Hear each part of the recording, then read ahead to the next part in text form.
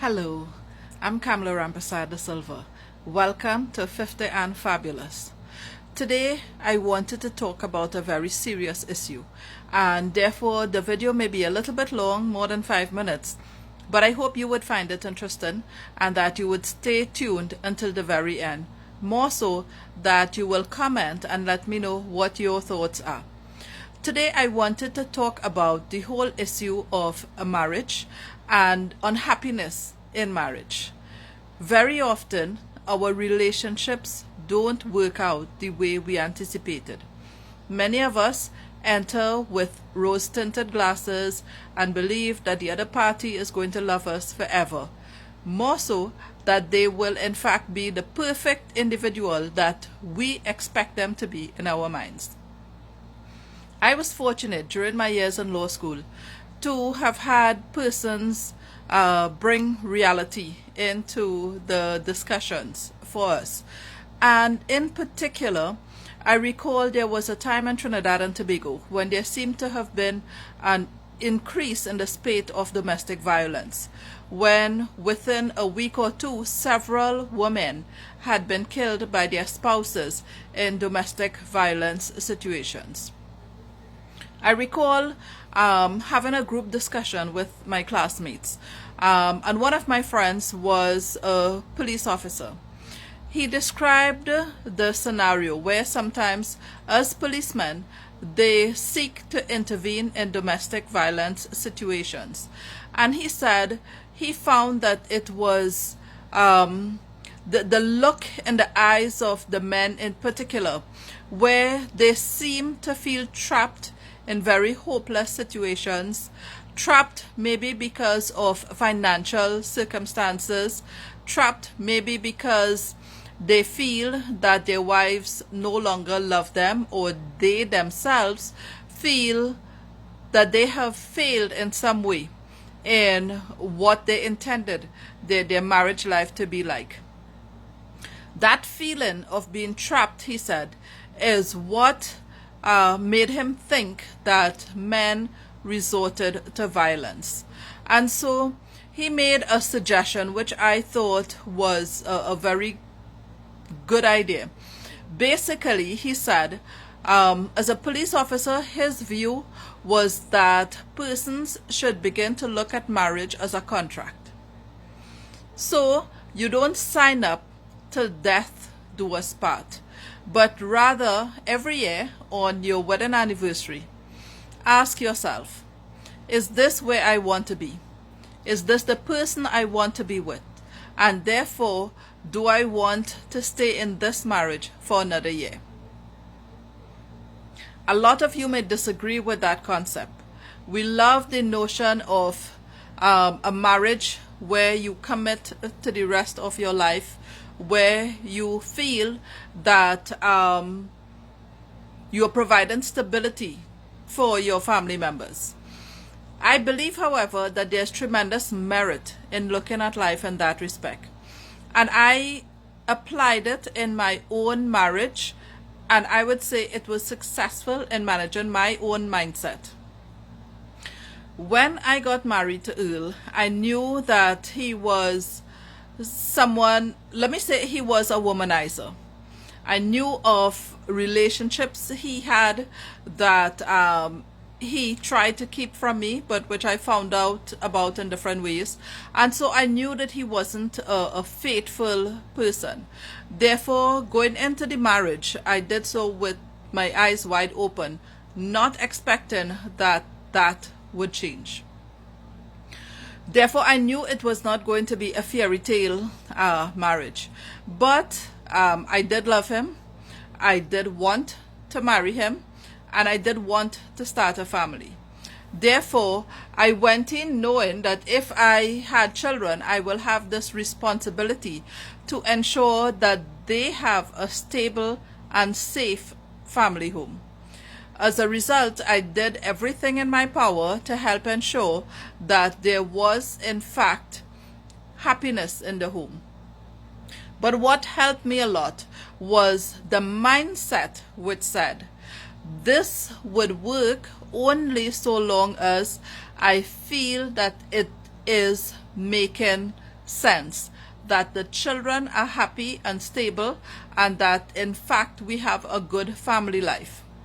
So I created that whole notion of the marriage is not forever. The marriage would last only so long as we both want to be married to each other. So as a matter of fact, on my wedding night, I said to Earl, it's possible the marriage will not last a year. Therefore, let's agree immediately on how we will separate things so we can part ways amicably. He was astonished because, of course, in his mind, like I guess most men, women want to be married, they want to be stable, they want to feel that their husband would love them forever. But I knew better than to have that kind of fantasy because of the experiences I had had with him. Therefore, I made sure that I set the tone from day one. And beneath all of it, I knew that I wanted to ensure I had a stable and sustainable marriage so that my children will be safe. But it was important to let him know that he was not trapped in a situation where this is his life for the rest of his life. He had been married before. The relationship had ended after a few years. He had entered into another relationship which had not lasted many years as well. And therefore, I felt he did not have a good track record. And that it didn't have to be the other woman. It could simply have been him. That he was not someone who was capable of commitment. So I let him know very early, you don't have to be here if you don't wish to be here. And I think for a lot of women, if you can develop that mindset to allow you to know, especially because women today have their own jobs, they can be independent, they can take charge of their own destiny. Therefore, make it your business to assert your independence. Allow persons who may not be happy for whatever reason, allow them to make the choice whether they want to be in that relationship or not. I think it made a huge difference for Earl that he had a choice, and as a result, he stayed married for 21 years. That was definitely a major achievement for him. We never, either of us, thought that we would have been married for 21 years. So I just wanted to share that experience with you because of the situation that we saw in Trinidad and Tobago recently, where another young woman lost her life to domestic violence. This is not just existing here in Trinidad. In so many countries, there are issues of domestic violence. And as women, it is important for us to try and take charge of our lives. It is important for us to determine our own destiny. And only we can determine how we feel and make the choices in terms of how we live. And similarly, we need to know and accept that our husband is not under our control. That in fact, it is important to also allow them to make a choice. And the most you can do is possibly be the best wife you can be so that your husband makes the choice that he wants to be married to you. And if you are the best person you can be, and if it is that your husband is unhappy and wants to go, then you should let him. You should look at your marriage and you should determine if he is unhappy, chances are you wouldn't be happy either. So, and life is about change. The wonderful thing about living into 21st century is that we have choices. So many more choices than would have applied 2 generations ago. I would say even 1 generation ago. I remember as a young girl growing up, the idea of someone being unhappy in their marriage and leaving their matrimonial home and returning to their parents' house. That used to happen a lot in Trinidad. But there always was the concept, yes, you can return to your parents' home, but that's just a few days, because you must always go back to your husband. Thankfully, that thinking has changed. We need to take charge of our own lives. We need to look at our marriage not as a death sentence, but rather a contract which is capable of renewal. So, for every anniversary, you decide, are you happy? Is the marriage working?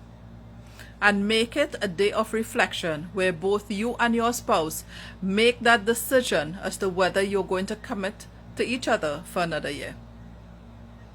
I feel fabulous having done that, having lived a rich, full life where today I am capable of looking back without regrets.